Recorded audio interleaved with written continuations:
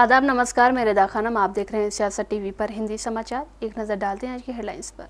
Operation सिंदूर पर नहीं होगा संसद का विशेष सत्र, 21 जुलाई से शुरू होगा मॉनसून सेशन, पाकिस्तान पर होगी चर्चा। दुनिया के सबसे ऊंचे ब्रिज का पीएम मोदी 6 जून को करेंगे उद्घाटन। फिलहाल चलेगी दिन में 2 वंदे भारत। राहुल गांधी के जी हुजूर पर भाजपा का पलटवार, कहा बेहद घटिया बयान, उनमें परिपक्वता का अभाव।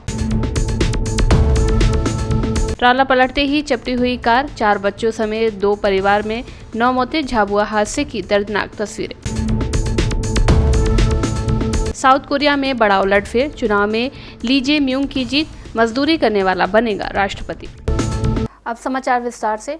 संसद का मानसून सत्र 21 जुलाई से शुरू होगा। केंद्रीय संसदीय मंत्री किरेन रिजिजू ने इस बात का ऐलान किया है। उन्होंने बताया कि मानसून सत्र 21 जुलाई से शुरू होकर 12 अगस्त तक चलेगा। जानकारी के मुताबिक ऑपरेशन सिंदूर पर भी सरकार नियमों के तहत चर्चा करने के लिए तैयार हो गई है। 3 महीने से ज्यादा के ब्रेक के बाद संसद के दोनों सदन 21 जुलाई को सुबह 11 बजे बुलाए जाने वाले हैं। रिजिजू ने बताया कि सत्र के दौरान ऑपरेशन सिंदूर पर चर्चा होगी। केंद्रीय मंत्री ने कहा कि हर सत्र खास होता है, हम ऑपरेशन सिंदूर सहित सभी मुद्दों पर चर्चा करेंगे। उन्होंने आगे कहा कि सरकार चाहती है कि सभी को साथ लिया जाए। हमने विपक्ष से संपर्क किया है और उम्मीद है कि हर कोई एकजुट रुख अपनाएगा।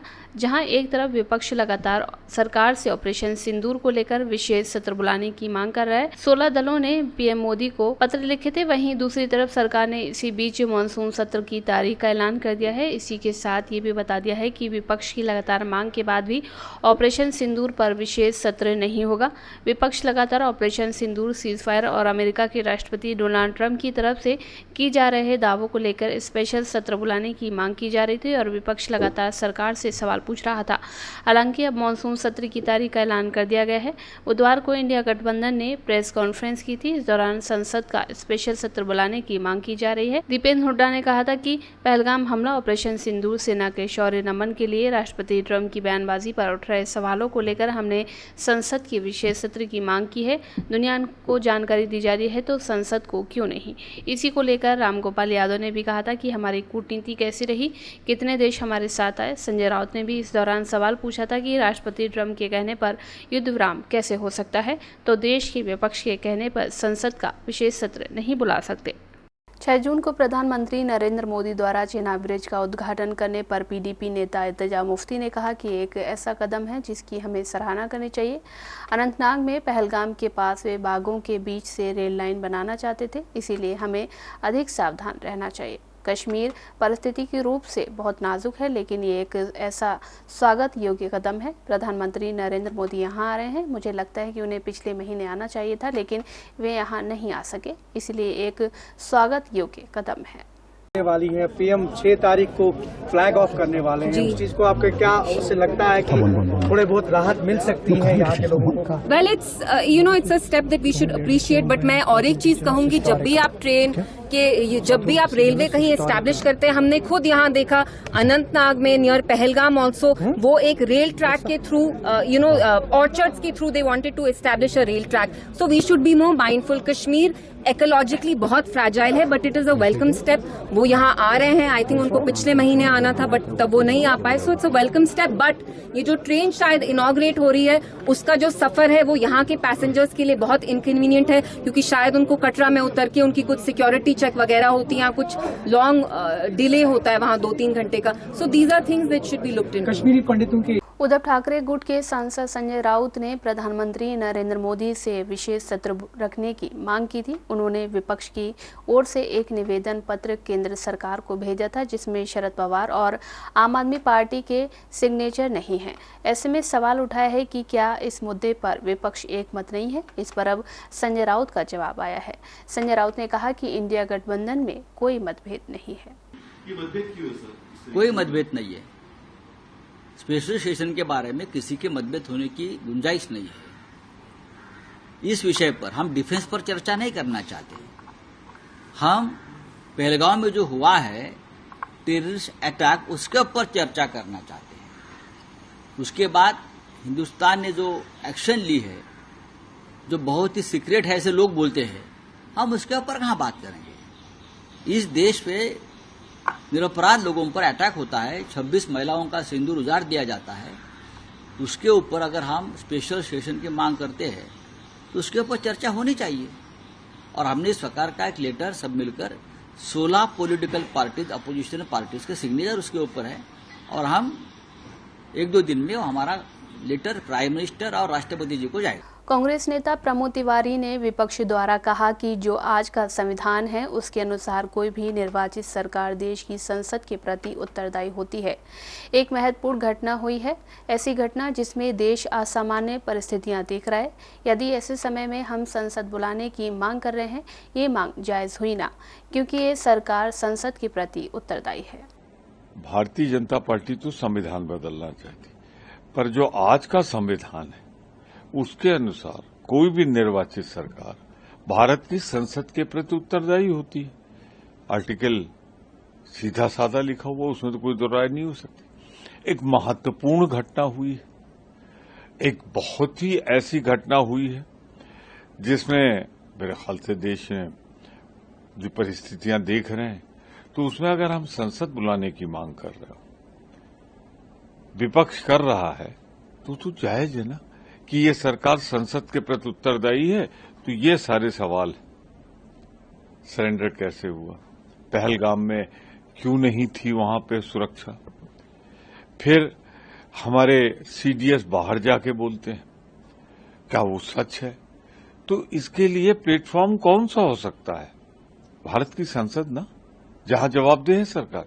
तो अगर हम उसे आहूत करने की, बुलाने की मांग कर रहे हैं, तो हम अपने संसदीय कर्तव्य का निर्वहन कर रहे हैं। और भाजपा भाग क्यों रही है, डर क्यों रही है, घबरा क्यों रही है कि सच्चाई सामने न आ जाए। भारतीय सेना के ऑपरेशन सिंदूर के बाद कांग्रेस और भाजपा के बीच जमकर सियासी वार पलटवार भी हो रहा है। भाजपा सांसद सुधांशु त्रिवेदी ने लोकसभा में विपक्ष के नेता राहुल गांधी पर निशाना साधा है। सुधांशु ने कांग्रेस नेता के बयान को घटिया बताया और कहा कि उनमें अभी मैच्योरिटी की कमी है। मित्रों, एक तरफ भारत के द्वारा भेजे गए संयुक्त संसदीय दल के में तमाम विपक्षी दलों के सांसद, जिसमें कांग्रेस के सांसद भी हैं, वो दुनिया के भिन्न भिन्न देशों में भारत के पक्ष को गंभीरता के साथ और पूरे राष्ट्र की एकजुटता के साथ रखकर वापस आ रहे हैं। और दूसरी तरफ कांग्रेस के स्वघोषित स्वनामधन्य सर्वकालीन सर्वोच्च नेता और नेता प्रतिपक्ष राहुल गांधी जी निहायत ही ओछी, स्तरहीन बातें कर कर यह विश्व को बता रहे हैं कि नेता प्रतिपक्ष का पद पाने के बाद भी उनके अंदर गंभीरता और नेता प्रतिपक्ष की परिपक्वता का घोर अभाव है। मित्रों, यह विषय सिर्फ उनकी अपरिपक्वता का नहीं है, विषय उससे कहीं गंभीर है। राहुल गांधी जी ने जिस प्रकार से हमारी सेना के द्वारा दिखाए गए अप्रतिम शौर्य और सेना के अधिकारियों द्वारा, जिसमें director general military operation, director general air operation, director general navy operations थे, उन्होंने जिस तरीके से ऑपरेशन सिंदूर की सफलता का विवरण दिया है, उसको सरेंडर से तुलना करना यह दर्शाता है कि यह मानसिकता कितनी रोगी और कितनी खतरनाक हो चुकी है। मुझे इस बात पे आश्चर्य हो रहा है कि अभी तक कांग्रेस के नेता पाकिस्तानी मीडिया में सुर्खियां बटोरने में लगे हुए थे, पाकिस्तानी संसद में उनके बयान कोट किए जा रहे थे। राहुल गांधी जी का नाम तो और बयान तो भारत के विरुद्ध पाकिस्तान अपने डोजियर में। कांग्रेस नेता पवन खेड़ा ने कहा कि देश के मन की बात है कि सीज फायर कैसे हुआ। डोनाल्ड ट्रंप ने संघर्ष विराम की घोषणा क्यों की? देश का अपमान तब हुआ जब डोनाल्ड ट्रंप ने संघर्ष विराम की घोषणा की। देश का अपमान उस दिन हुआ जब डोनाल्ड ट्रंप ने कहा कि वो कश्मीर मुद्दे पर मध्यस्थता करेंगे। 12 साल से एक पिक्चर बना रहे थे अपने हीरो, मुकद्दर का सिकंदर। पिक्चर बन गई। पिक्चर बनने के बाद जब निकल कर आई, वो निकली नरेंद्र का सरेंडर। मुकद्दर का सिकंदर तो पता नहीं कहां गया। और नरेंद्र का सरेंडर जो आप बार बार देखते हैं, भक्तों को अब जाकर दिख रहा है। कई भक्त अब बेचारे हताश भी हो गए, निराश भी हो गए, सोशल मीडिया से दूर भी हो गए, व्हाट्सएप में ग्रुप छोड़ रहे हैं। हमें समझ में आता है उनका दर्द। देखिए, बहादुरी जो होती है ना, इंसान के चरित्र में होती है। उसका कोई इंजेक्शन नहीं होता, कोई दवाई का डोज ले लिया, बूस्टर शॉट ले लिया, ये सब नहीं चलता। बहादुरी तो अगर है तो है, नहीं है तो नहीं। तो ये भक्तों के सरेंडर में बहादुरी बिल्कुल नहीं दिखी। कायरता का इतिहास इनका अपना, खुद इनके संगठन का खुद। जब इतिहास ही कायरता का है और ऐसा व्यक्ति अगर देश की बागडोर संभालता है तो देश का भविष्य खतरे में पड़ता है। वर्तमान में आपको सामने दिख रहा है। 10 मई की दोपहर को जब हमारी बहादुर सेना ने पाकिस्तान की गर्दन दबोच ली थी, हावी हो गई थी, अचानक फोन आता है ट्रंप साहब का, जैसा भी आपने राहुल जी को सुना। और फोन आकर बोला जाता है, नरेंद्र जी सरेंडर कर लीजिए। कड़क आवाज में बोला होगा, ये हमें पूरा भरोसा है। और यहां से भाई साहब जो हैं मिमियाते हुए सरेंडर कर गए।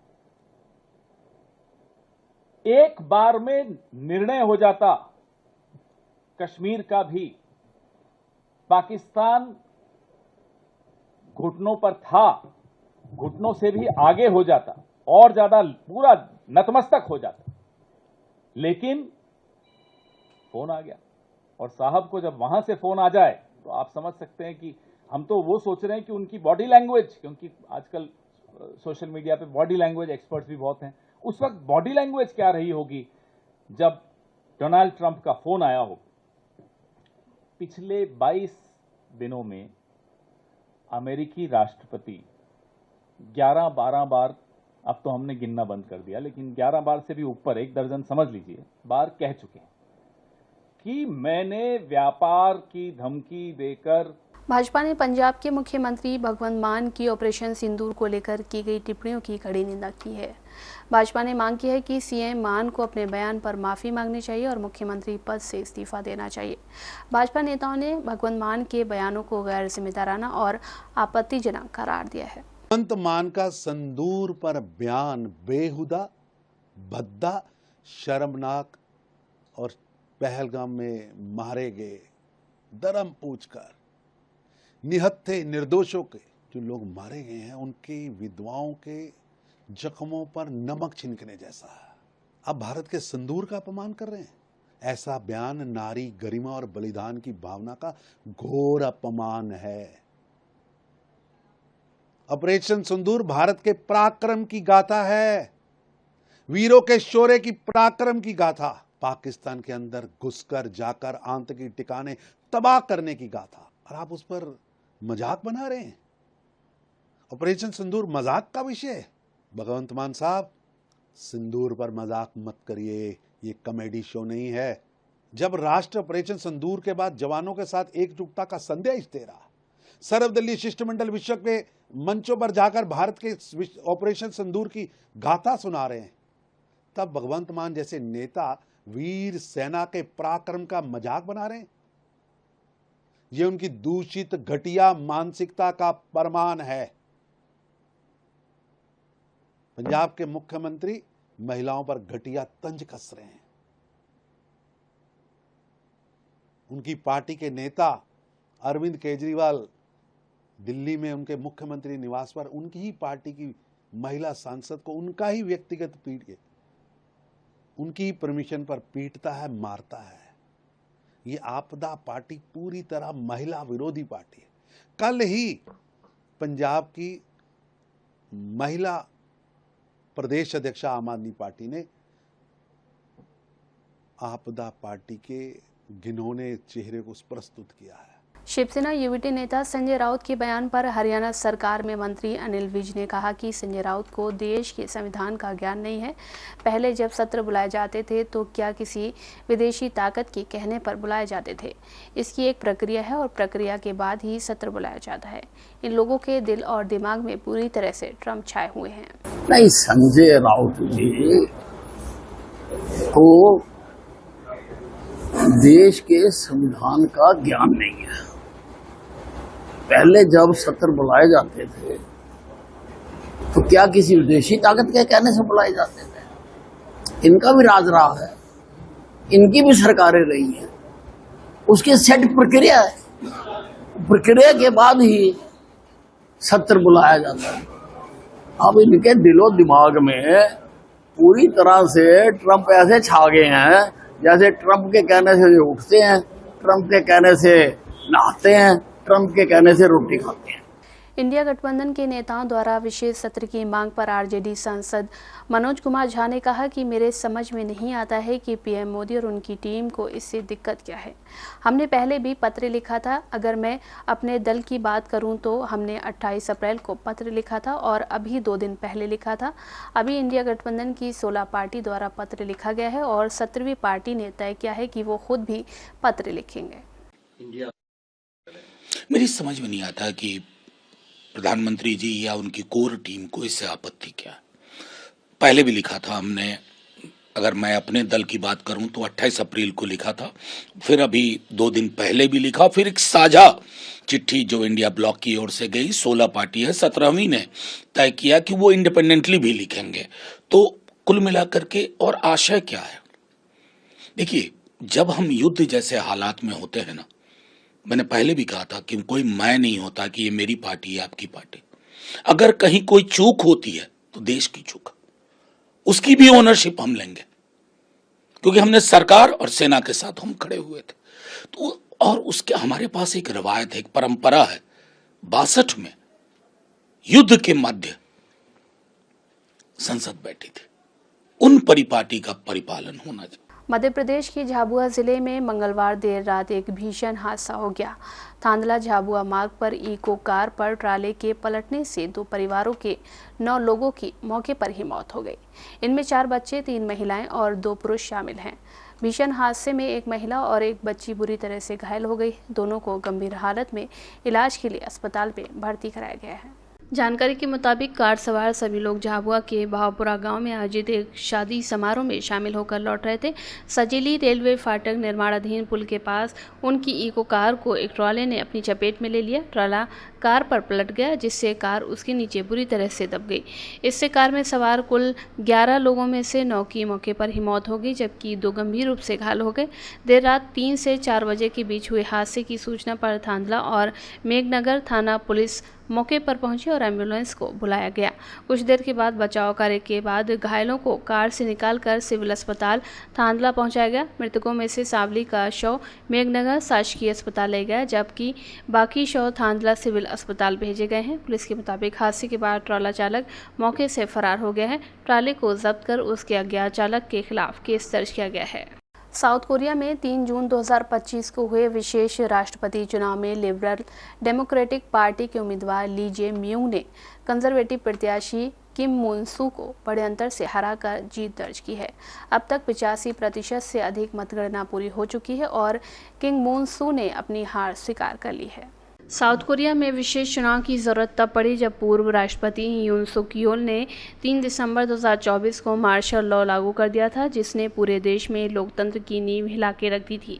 ये दक्षिण कोरिया में 1987 में लोकतंत्र की बहाली के बाद पहली बार था जब किसी राष्ट्रपति ने सेना का सहारा लेकर शासन करने की कोशिश की। साउथ कोरिया में विपक्षी डेमोक्रेटिक पार्टी का नेतृत्व ली जे म्यूंग ने किया, जिन्होंने संसद में यून के खिलाफ महाभियोग प्रस्ताव पारित किया था। अप्रैल 2025 में संवैधानिक न्याय ने यून को पद से हटा दिया, जिसके चलते देशद्रोह सत्ता का दुरुपयोग के आपराधिक मुकदमे शुरू हो गए। इस राजनीतिक भूचाल के चलते जून 2025 में विशेष चुनाव कराना अनिवार्य हो गया। ली जेम्यूंग ने अपने चुनाव प्रचार को जनता का न्याय दिवस कहा और यून की सरकार को अलोकतांत्रिक मानसिकता, न्याय संस्थाओं की अवहेलना और जनता के अधिकारों के दमन के रूप में पेश किया। उन्होंने कहा कि ये चुनाव सिर्फ सत्ता परिवर्तन नहीं बल्कि जनता के आत्मसम्मान की वापसी है। हिंदी समाचार बस यहीं समाप्त होता है। मुझे दें इजाजत। आप बने रहें सियासत टीवी के साथ।